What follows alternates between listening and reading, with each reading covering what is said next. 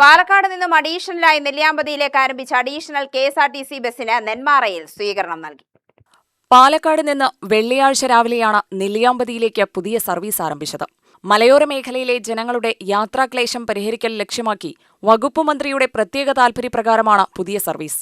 പാലക്കാട് നിന്ന് കാലത്ത് പുറപ്പെടുന്ന ബസ് പെരുവെമ്പ്, പുതുനഗരം, കൊല്ലങ്കോട്, നെന്മാറ വഴി നെല്ലിയാമ്പതി നൂറടിയിലേക്കാണ് പുതിയ സർവീസ്.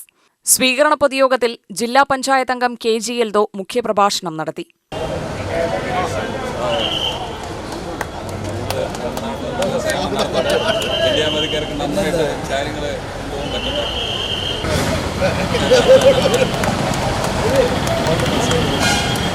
നെല്ലിയാമ്പതിയിലെ സാധാരണക്കാരായ തോട്ടം തൊഴിലാളികളും അവിടുത്തെ സാധാരണക്കാരായ ആളുകൾക്ക് നെന്മാറയിലേക്കും പാലക്കാട്ടേക്കും മറ്റ് ജീവിത ആവശ്യങ്ങൾ നിറവേറ്റുന്നതിനായിട്ട് പോകുന്നതിനായിട്ട് വാഹനങ്ങളില്ലാത്തതിൻ്റെ പ്രയാസമുണ്ടായിരുന്നു. അടുത്ത കാലത്ത് അവിടെ നടന്ന അപകടം ഉൾപ്പെടെയുള്ള സാഹചര്യത്തിൽ ഇവിടുത്തെ ജനപ്രതിനിധികളും നാട്ടുകാരും ചേർന്നുകൊണ്ട് മന്ത്രിയോട് ആവശ്യപ്പെട്ടതനുസരിച്ച് കൊണ്ടാണ് പുതിയൊരു സർവീസ് കൂടെ നെല്ലിയാമ്പതിക്ക് ഇന്ന് ആരംഭിക്കുകയാണ്. പാലക്കാട് നിന്ന് ആരംഭിച്ച് ഇന്ന് ഇവിടെ നെന്മാറയിൽ എത്തിച്ചേർന്നിരിക്കുകയാണ്. 3 സർവീസ് നെല്ലിയാമ്പതിയിലേക്ക് ഈ വാഹനം എല്ലാ ദിവസവും നടത്തും. നെല്ലിയാമ്പതിയിൽ തന്നെ താമസം ഒരുക്കി അവിടെ നിന്ന് രാവിലെ ഷെഡ്യൂൾ ആരംഭിക്കുന്ന രൂപത്തിലാണ് KSRTC സൗകര്യം തന്നിട്ടുള്ളത്. ഇത് വലിയ ഈ നാട്ടിലെ അവിടുന്ന് വരുന്ന തോട്ടം തൊഴിലാളികൾക്ക്, സാധാരണക്കാർക്ക് വലിയ ആശ്വാസമാണ്.